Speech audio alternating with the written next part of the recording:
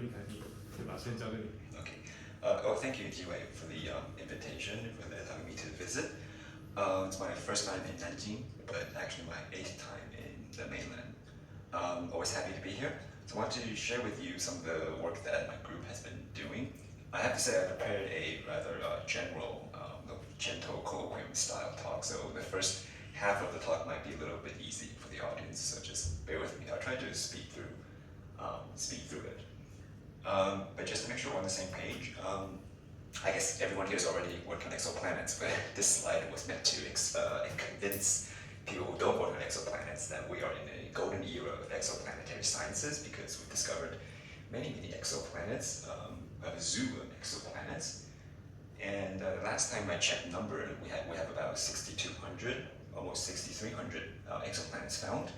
About 2/3 of these exoplanets are what we call super-Earths, or mini Neptunes. And about 1/3 are gas giants, and a few percent terrestrial planets.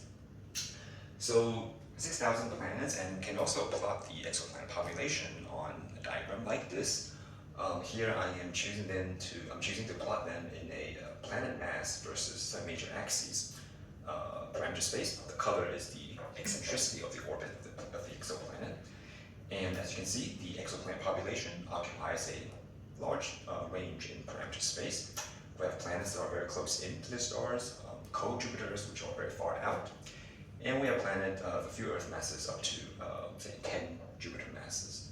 So when you look at the extrasolar planetary system, you find a large diversity in their orbital architectures. For example, we have planets on inclined orbits, planets on eccentric orbits. Some planets have multiple stars. Some planets don't have any stars. These are called free-floating planets. One new thing I learned on this trip, actually, is that apparently there's a lot more free-floating planets than we realized. So that's exciting. And as I said, planets are very close in, and also planets are very far out. In comparison, our own solar system is somewhat unique because we have one star only. Every planet is on a circular orbit, and all the orbits are in the same orbital plane. So in this sense, we are a somewhat unique system in this exoplanet population. Now, I like observations like these. These are directly imaged exoplanets because it's very hard evidence that they do exist by just actually seeing them. So this is a recently directly imaged exoplanet called TWA-7b. Stars massed out, and you can directly detect light from the exoplanet. This is a very simple system, one star, one planet. And then we have the more usual configuration. This is the HRA799 system, I'm sure familiar to every one of you. But the point here is we can actually observe these kind of systems over a long period of time, a couple of years, and we can actually monitor the orbital motion of the planet. So that's 4 giant planets around the star, 4 distant giant planets on wide orbits around the star. And you can also have the opposite configuration. This is also interesting. I always have this slide in my talk because I think this is a really cool system. So here we have an exoplanet, orbiting a host star. So this would be a very ordinary planetary system, but actually this planetary system is being orbited by a double star, binary star. So this binary star orbits each other, but the system as a whole also orbits this planetary system.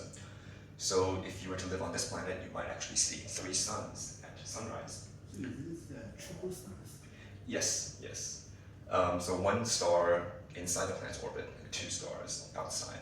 So as you can see, it can get quite complicated. Tell me, what's the separation between the binary star and the host star? I don't know. I should know. Maybe I can try to look it up afterwards. So as I said, so there's a huge range in the orbital configurations that's possible. But of course, one of the main goals in this field, as you are all aware, is to find Earth-like planets because we would like to understand the origin of life. This is another slide that I always have in my talk because when this system came out, the TRAPPIST-1 system, when it came out, when it was discovered, it made the news because this system, 7-planet system, 3 of them lies in the so-called habitable zone, so it might support liquid water. But the cool thing is that this whole system looks like a shrunk-down version of our solar system because this whole system can be fitted inside the orbit of Mercury. So it's like a mini version of the solar system, with the possibility of having 3 of these planets in the habitable zone. So in order to understand why we have this huge diversity in exoplanet population, in order to find other Earth-like planets, we need to, from a theoretical perspective, we need to start from the ground up and just try to understand how do you form a single planet. Right? This is my main concern. Now, planet formation and star formation is really 2 sides of the same coin. It's part of the same bigger story. So the idea is you have like a cloud, it collapses to form a protostar. Now, protostar, you form a disk. We call it a circumplanetary disk, circumstellar disk, or protostellar disk, or protoplanetary disk.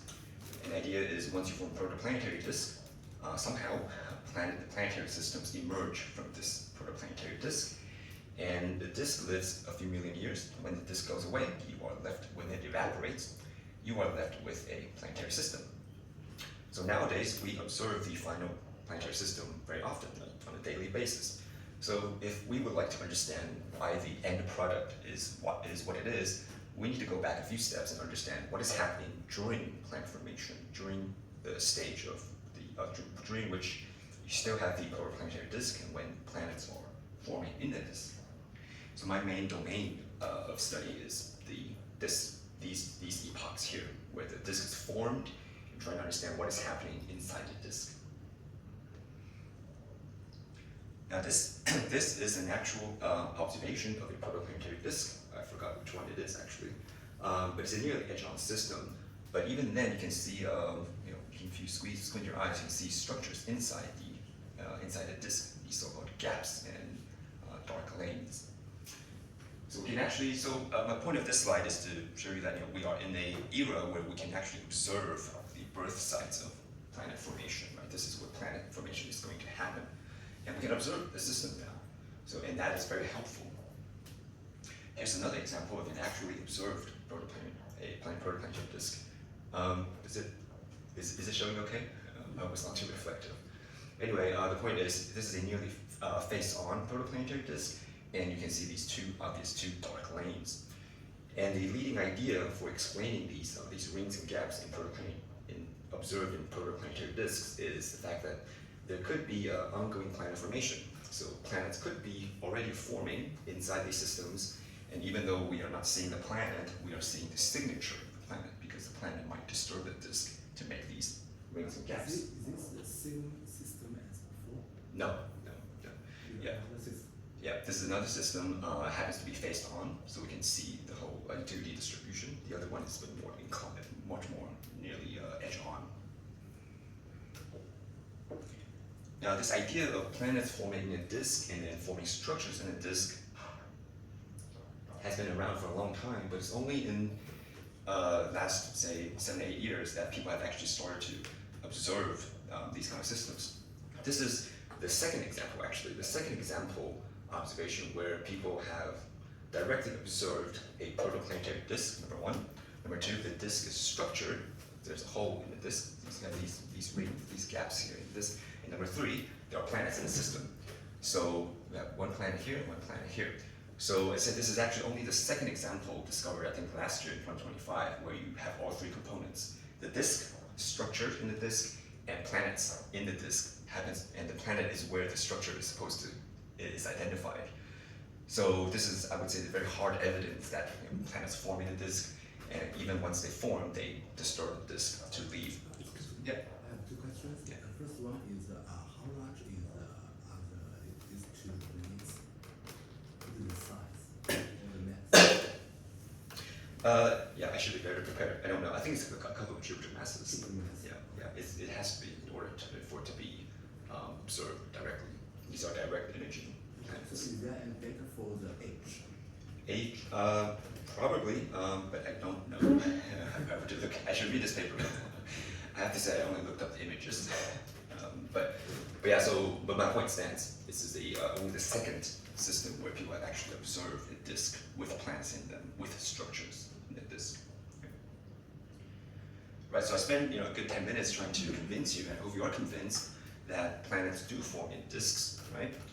Both from a theoretical perspective and also observationally, but I haven't discussed how planets form in a protoplanetary disk, and this is what the talk will be mainly about. Now, in the traditional scenario of planet formation, we have a bottom-up approach where we build things from the ground up. There's another branch of theory called gravitational instability, which is a top-down approach, but I won't go into that. But the mainstream idea is the following. So the idea is that planets are built from the bottom up. We start from micron-sized dust grains. These can collide and stick, because there are sticking forces between the dust grains. And they can collide and stick up to what we call pebble sizes. These are millimeter or centimeter sized grains. Something happens, which I'll come back to. And you somehow form what we call planetesimals. So these are kilometer or 100-kilometer sized objects with gravity. So these objects are large enough for gravity to bind them together. And these planetesimals can either accrete the remaining pebbles, or they accrete each other. They can become bound to, they can accrete other planetesimals. And through the so-called pebble or planetesimal accretion, you can get to a protoplanet. So in this ladder here, both extremes are relatively well understood. We understand what's happening on the very small scales. These are sticking forces. And on the very large scale, this is gravity. So growth on either end is relatively well understood. The main theoretical bottleneck is this intermediate stage. How do you go from pebble sizes up to planetesimals? That's the main theoretical difficulty, because if you take two centimeter-sized rocks, and you throw them together, they're not going to stick. There's not too much momentum. They're not going to stick to each other. They will most likely just bounce off each other, or they would fragment, right? But two centimeter-sized rocks do not have enough gravity between them to bind them to each other, right? So sticking doesn't work and gravity doesn't work. So this is the main question. How do you overcome this size barrier? But one thing to keep in mind, though, is that protoplanetary disks, actually I didn't mention this, I should emphasize this, but protoplanetary disks are predominantly gas. So everything on this diagram here is happening in an ocean of gas, right? The dust is immersed in the gas. So everything that's happening here is happening in a background of gas. So the interaction between the gas and the particles and the dust is actually a key point in this story. Now, dust plays several roles in protoplanetary disks. Because dust have different sizes and they respond to the gas differently. For example, they can settle to the disk midplane.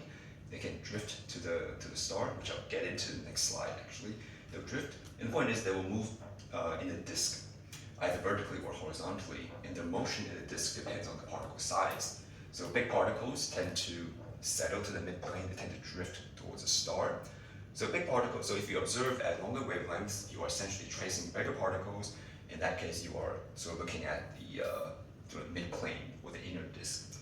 If you're looking at very small grains, they don't settle very well, they don't drift very well, so you're more looking at the surface of the disk. So dust plays both an observational role and theoretical role. Now this point here, that particles drift in disks, is actually quite a key concept, and it's worth spending one slide in this actually. So the protoplanetary disk is composed of gas and dust. So you have two particles here, my gas particle in blue, my dust particle in brown. The dust particle is just a piece of rock, so it's going to orbit around the star at the Keplerian speed. But the gas particle experiences a pressure force in the system. So the gas particle will rotate around the star at a speed that is slightly smaller than Keplerian. And this introduces a frictional force between them, because if you were a dust particle, you would experience a headwind that would drag you backwards. And because of that, the dust particle would lose angular momentum and slowly drift inwards towards the star. The gas would pick up the momentum and move outwards. So this is a very natural consequence of particle-gas interaction. Particles tend to move in, dust tends to move out. And if you put in the numbers, it turns out that pebbles are drifting quite quickly, so you can very easily lose your pebbles before you can build planetesimals. So that's another problem. So if you have a gap. Yeah, that's right. So that's right. So this argument assumes a smooth disk, right? If you have special structures in the disk, that might you might move the particles outwards. So that's also possible. But those are more special situations. In general, this is a general outcome of particle-gas interaction. So we have a couple of barriers actually at this pebble scale. I just described the drift barrier. Earlier I described the fragmentation of bouncing barrier where particles collide, they don't stick, right? So one of the main goals of theoretical planet formation is to bypass these barriers at the pebble scale. How do we overcome these difficulties? Now, one thing to keep in mind though is that I've really been talking about two pebbles, right? Two pebbles, you take two pebbles and you throw them at each other, they don't stick, they don't bind. But if you consider a collection of pebbles, not just two, but a collection of pebbles, a high density pebble cloud, if you squeeze them into a small enough volume, so the density is very high, it's possible for the collective gravity to overcome the entire pebble cloud and collapse the entire cloud into a planetesimal. So the gravity between each of these two pebbles is weak, but when you consider the whole collection of it, it can actually be strong enough. So this is the current paradigm for planetesimal formation, to invoke the gravitational collapse of a pebble swarm or a pebble cloud. So now the problem reduces a bit, because the problem now becomes how do we gather pebbles into a sufficiently large volume density? And there's a couple of ways in the literature. One is very simply let the particles settle to the midplane. You can form a dense midplane layer. And as you mentioned, there could be special structures in the disk, pressure bumps or gaps or vortices. These are special structures in the gas. You can think of these as typhoons or storms in the gas. And these kind of special structures can also trap dust particles, collect dust particles. And there's a third class of mechanisms, which is what I'll be focusing a bit more on. It's called the streaming instabilities. This is a class of mechanisms that relies on the mutual interaction between dust and gas. So it's not just a response of the dust to the gas, but also the impact of the dust onto the gas. So this is a numerical simulation of one of these streaming instabilities, where you just take a mixture of gas and dust and you give it a small kick, and these perturbations grow exponentially over time, and you get these very intense dust filaments, which can then perhaps gravitationally collapse into bound clumps. So these streaming type instabilities is the mainstream idea behind planetesimal formation. This is a numerical simulation done by Li Zhixin in 2019 actually, but still one of the more sophisticated simulations. Let me describe this. I'm going to play this movie, but let me describe what he's doing. He's modeling a very small patch of the disk, and he's simply looking at the co-evolution of dust and gas inside this patch. No special physics, just dust and gas mixed together with friction between them, evolve forward in time. And actually the answer's already here, but as the system evolves, it very naturally develops these dust filaments, these high density dust filaments, and then these filaments then break down into clumps. These clumps collapse into planetesimals, and they might also coalesce with one another. So at the end of the simulation, they do actually form bound clumps of planetesimals. So even in this very simple setup, they're able to form planetesimals. So it seems like the problem is solved, right? We've successfully formed planetesimals on a computer since 2019. So what am I doing here? That's the question, right?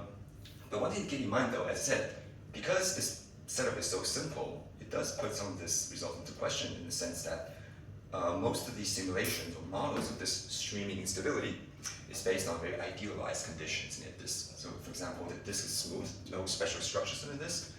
The gas is isothermal, but there's probably complicated thermodynamics in the disk. No magnetic fields, and there's only one grain size being considered in this simulation. So what my team and I have been doing in Taipei for the last few years is to ask this question. How effective is this streaming instability? I mean, this is the leading mechanism to explain planet formation, but does it really work that well in a realistic disk condition? And what do I mean by realistic? I mean, there could be additional physics in the system that we haven't accounted for. For example, the disk could be turbulent to some extent. Disk is probably not isothermal, probably complicated thermodynamics. The disk probably has some structure, both horizontally and vertically. The disk is certainly magnetized to some extent, and perhaps the grains still grow, actually, grain growth. So we spent a couple of years so far, a few papers across these various topics. I won't have time to go through all of them, but I want to focus on what I think could be quite important, which is the issue of turbulence in the disk. A protoplanetary disk, as I said, is a gas, mostly a gas. And the gas is very unlikely to just sit there quietly doing nothing. We think protoplanetary disks are probably turbulent to some extent. And these are a couple of examples of hydrodynamic instabilities. They're just fluid instabilities that we think could apply in a disk. Something called the vertical shear instability, convection, and this one's a little weird, it's called the Zomby vortex instability. I won't go through any of these in detail, but the point here is we think disks are turbulent to some extent. They are probably not so turbulent to change the entire disk structure when you consider the disk as a whole, but they are probably turbulent enough when you want to consider particle dynamics. Okay?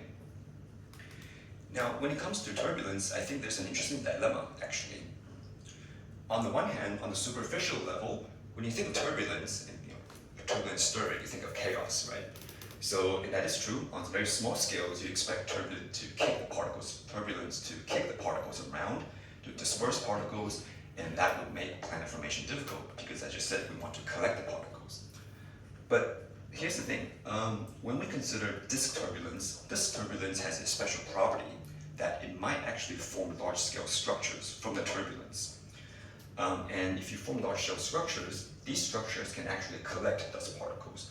So in reality, I think there's probably going to be a competition between small-scale kicking the particles around, and large-scale collection of particles by large-scale structures. And which one wins probably depends on the mechanism for the turbulence, probably also depends on the particular parameter regime you're in. And let me give you some examples of this.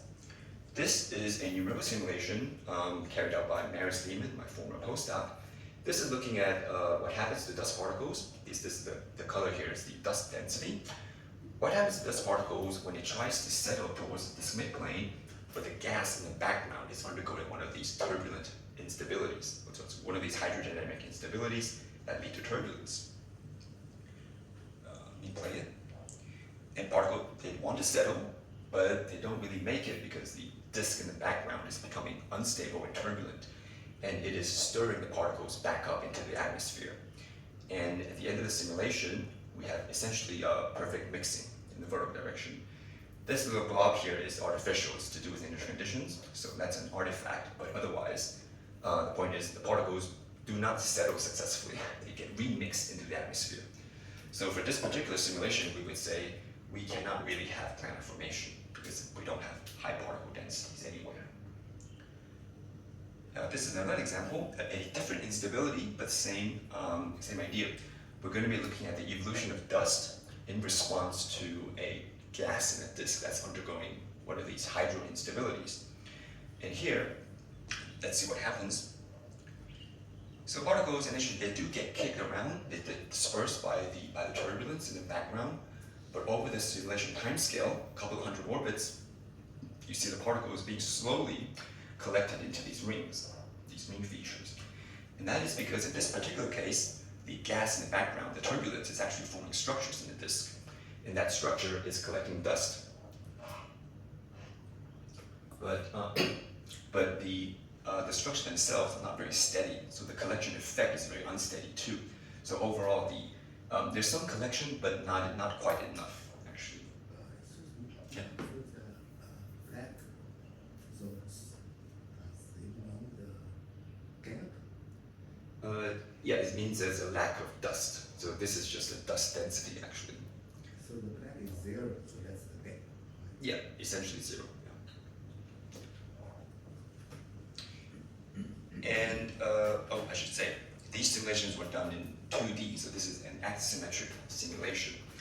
If we go to 3D, as you mentioned, we could have, if we expand in azimuth direction, there could be 3-dimensional structures in the disk. So these are vortices forming out of the same instability in 3D. And in 3D, the 3D structure can collect the dust more efficiently because there's one more direction you can collect dust in.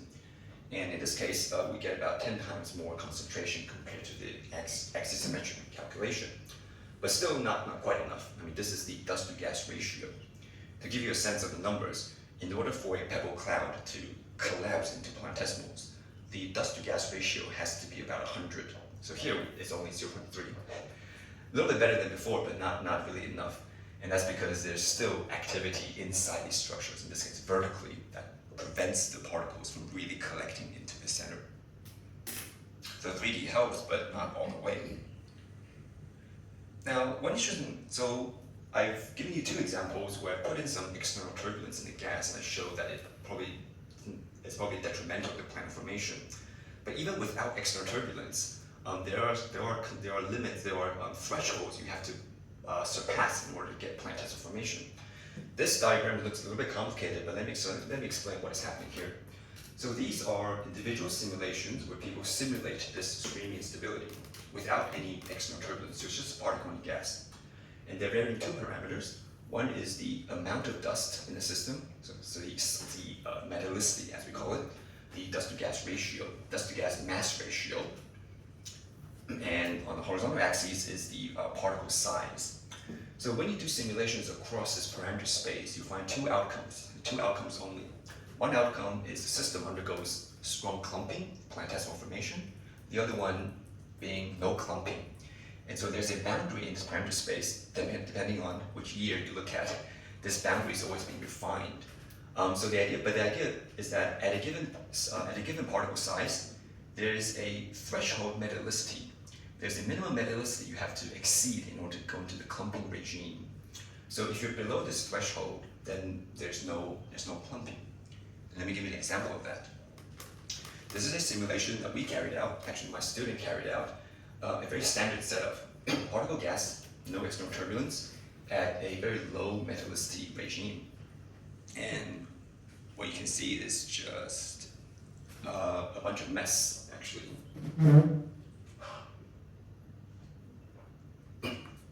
It's just turbulence, so here the turbulence, but there's no external turbulence. So the activity here you're seeing is just purely due to the particle gas dynamics. So there's nothing happens actually. So that's a little disappointing, right? Because planet formation is actually universal, right? If you look at almost every star has an exoplanet, right? So it seems like observationally, planet formation should be a very efficient process that happens all the time. But so the fact that there are thresholds, there are limits, there are conditions for planet tensor formation seems, in some sense, it seems contradictory to observations. And I've given you three examples now, two turbulence examples and one without turbulence, and almost none of them actually give you planetesimals. Right? So at this point, the team asked, well, are we missing a big picture? Something missing in the models that we've been considering. Now, one of the features or ingredients that we think that was missing in the model so far is this following idea. Protoplanetary disks are, fundamentally speaking, they are accretion disks.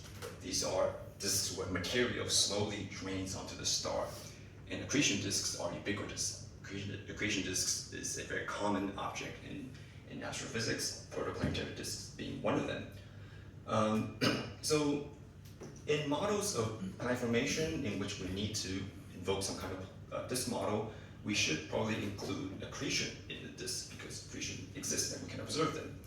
So what we did was we constructed a disk model with accretion through the disk midplane, and then we asked a very simple question, how is the streaming instability? How is this particle gas dynamics modified in the presence of this accretion flow? Now this is going to be the same simulation as before, but now the gas in the background is actually undergoing this accretion flow. But I'm plotting the dust density. So let's see what happens with this very simple change. In the beginning, it looks very similar, just a bunch of mess. But after about 500 or 1,000 actually orbits, you see the formation of this very high density dust clump. Oops.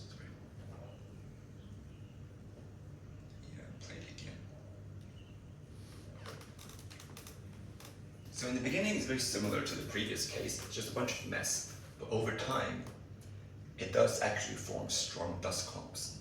Just by this very simple change from the previous model. There's only one difference between the previous model and this one, and that is this model has an accretion flow in the background disk, which we think should exist in this model because protoplanetary disks are accretion disks, right? So there we have a bound clump here. This is comparing the two simulations. Oops.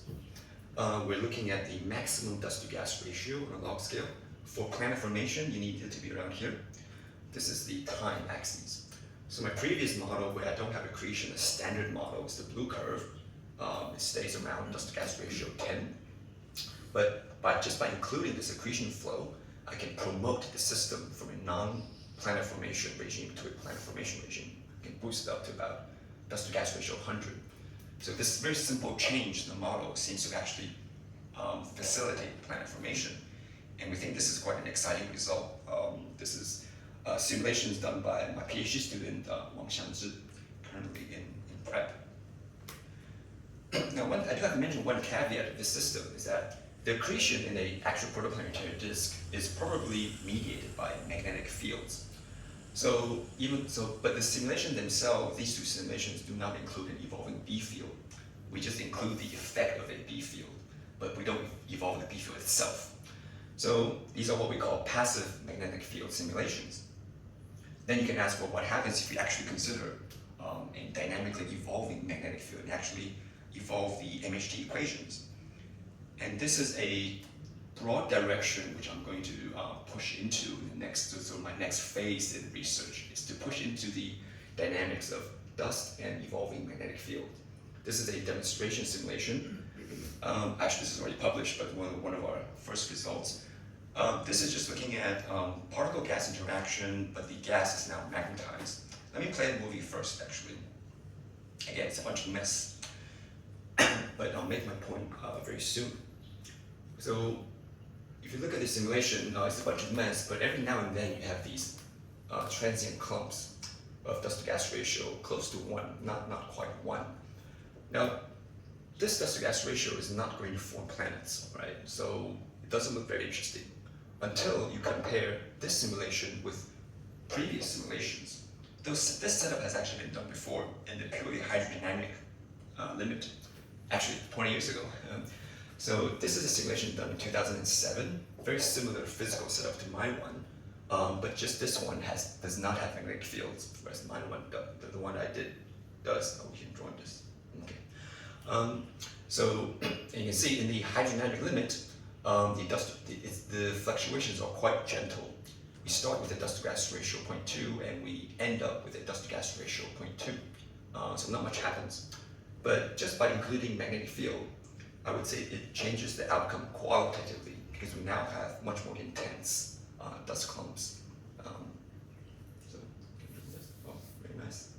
Yeah, so these are relatively weak and that's much more intense dust clumps. So it seems like just including the magnetic field in these kind of problems can change outcome qualitatively. So I've given you some examples. I guess.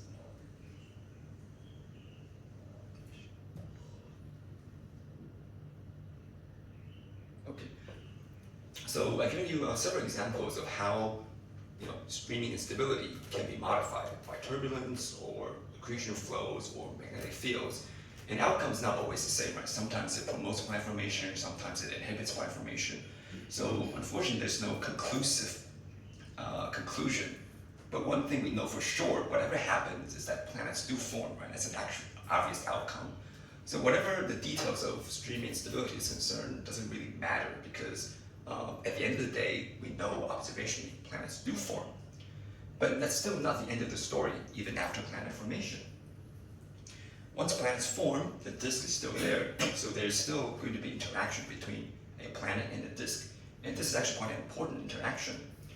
I'm going to play a movie of a simulation done by Bi Jiaqing, who was my summer student when he did this project. He then was my postdoc, and he's now a postdoc in Germany. Anyway, this is a numerical simulation of a protoplanetary disk with an embedded protoplanet here. Let me play the movie.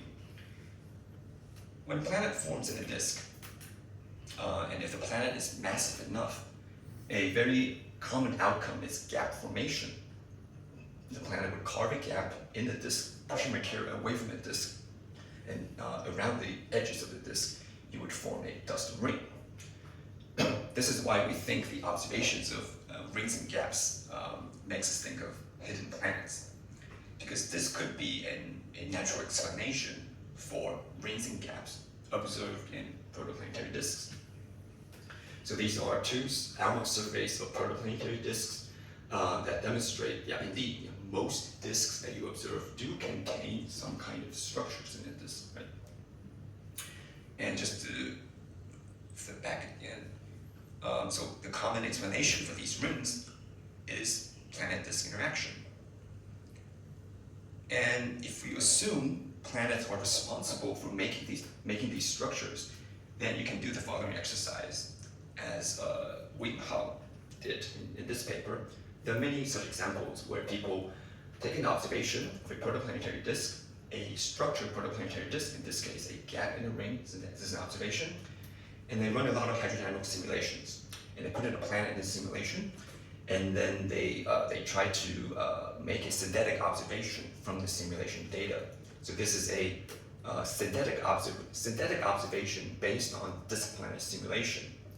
And by trying to match your synthetic observation to the actual observation, you can try to estimate what kind of planet you need to explain your observation. So in this case, I actually forgot the planet mass, but if he puts a planet here and he's able to form a structure that's very similar to the observation.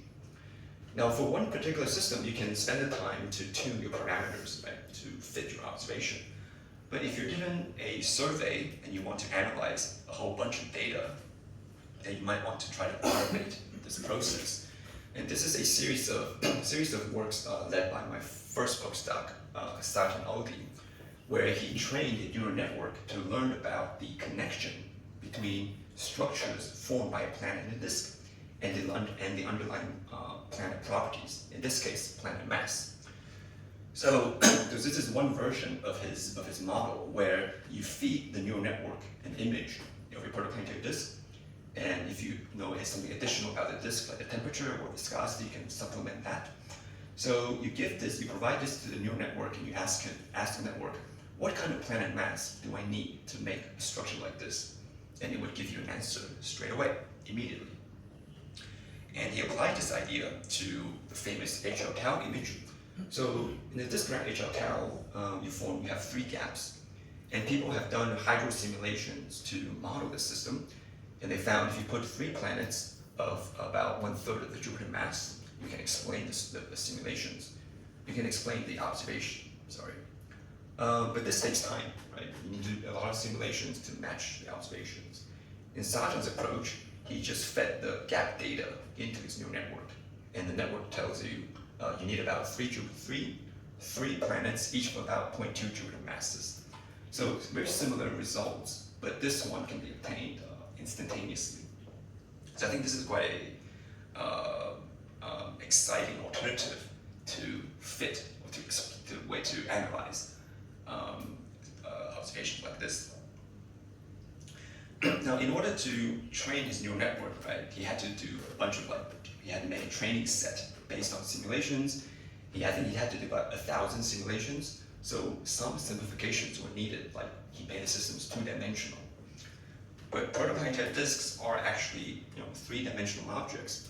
So again, this is the same simulation from Jiaqing's paper. So what we're looking at here is a cut through the disk, so in the RZ plane. And here we're asking a fairly simple question. We know that dust first settles to the midplane and then planet formation happens. So the question here is, what happens to the rest of the dust layer once a planet actually forms in the disk? So let me play the movie. What we're going to assume is the planet's going to form around 2,500 orbits. Oops. And let me play it. So about now, the planet has formed. We turn on the planet, and we see what happens to the disk is that the entire dust layer gets puffed up. So you form a fully 3-dimensional structure in the meridional plane. The particles do not settle to the midplane. They get stirred up or puffed up by the planet's gravity, planet's perturbation.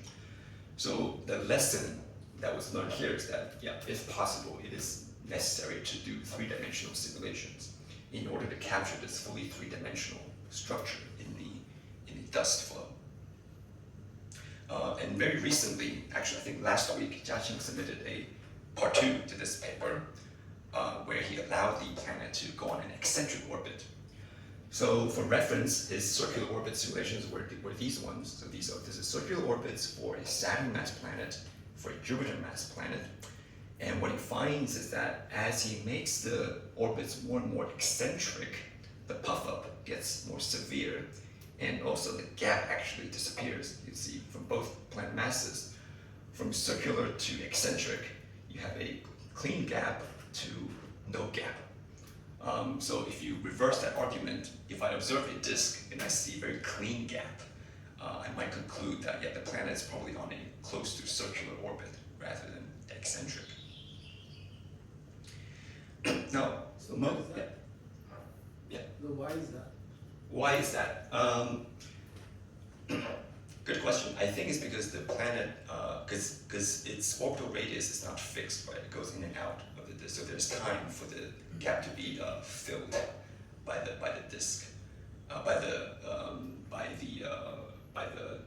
because the disk is viscous, so the viscosity in this tries to fill the gap.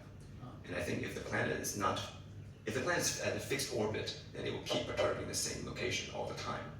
But now if you allow the planet to be eccentric, it's a time varying. The orbit is now time varying.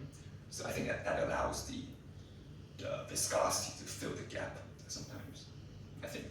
I also have a question. Sorry? So I also have a Yeah. question. So when the disk exists, how did the transity come? Yeah, it's a good question. So here it's just given. It could pick up eccentricity from the disk, I suppose, if the planet is massive enough, or maybe there's a companion. I don't know. We don't. We actually just put it as an initial condition, actually. But that's a fair point. Yeah, because the electricity is a very important question for the planet formation. Right. How Right. does it come from? Right. Yeah, I have to say we just put it in as a fixed instrumentation. We didn't explain where it came from. Now, when you look at disk surveys, most structures you see in the disk are axisymmetric, so they're evenly distributed around the star, but not all of them. There's actually a fraction, maybe 25% of the disk, that show asymmetric structures. So these are some examples of protoplanetary disks where the material, the dust, is only concentrated on only one side of the disk, right? So in this case, you would need some mechanism to explain why is material not evenly distributed around the star, but it's only collected on one side of the disk. In this case, there could be hydrodynamic instability. So this is a simulation, a pure gas simulation, where the disk is undergoing convection, or a modified form of convection. And the outcome of this convection instability is the formation of a very large vortex. So one possibility is perhaps the disk is hydrodynamically unstable to vortex formation. Vortex forms and collects dust particles. So let me It flip it looks back. like a very delicious donut. That's right. Yeah. So this could be one explanation to explain these observations. So this explanation does not require a planet, but planets could also make vortices actually. So that was a purely hydrodynamic explanation. So this scenario is based on a simulation carried out by Michael Hammer, my former postdoc, now also in Germany. So he did a bunch of simulations where he put a planet in the system, but the planet is very massive. The planet is very massive, it carves a gap in the system. But the planet is so massive that the gap is actually unstable. It's too steep, too deep. And when the gap becomes unstable, it can undergo vortex formation, it's in this case, and that can collect dust particles.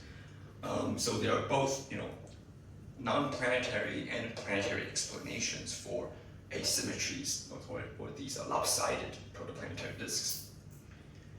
But there's yet another type of substructures in protoplanetary disks, and those are spirals. Spiral arms, if you have worked on galaxies and you're familiar with this. But we sometimes also observe spiral arms in protoplanetary disks. And so the question is, where do spirals come from, right? So this is a recent example of the ion loop system where people have observed spirals in the disk actually over time, so this is an actual observation, they do see the spirals going around. So in this case, in their explanation, they invoked gravitational instability of the disk. But there could be other explanations too. For example, maybe the disk just underwent a flyby event, because we know, so far in my story, I've only considered one star and one disk. But in reality, most stars, well, half of the stars are binary systems, right? So in other words, star-star interactions should be quite common in astrophysics. So this is a recent paper led by Su Wei-san, who is a master's student. He worked mainly with Jeremy Smallwood. And they asked the following question. Suppose I have a disk around a star, and suppose another star flies by this original disk. What happens to the original disk? And is this flyby going to promote planet formation or maybe suppress planet formation? It's not obvious actually if you think about it, because when a flyby goes through, it would disturb the disk, right? So you might think, okay, that would disturb my particles, that would suppress planet formation. But when flybys happen, they also induce spiral arms in the system. And spiral arms are where density increases. So from that perspective, you might argue, well, maybe that might promote planet formation. So the outcome is not clear if you don't do the simulations. So they did simulations, and this is one example where they have an equal mass flyby. So the flyby is the same mass as the primary star. Oh, we can actually tap this. I didn't know that. So this is a two-component simulation, so gas and dust.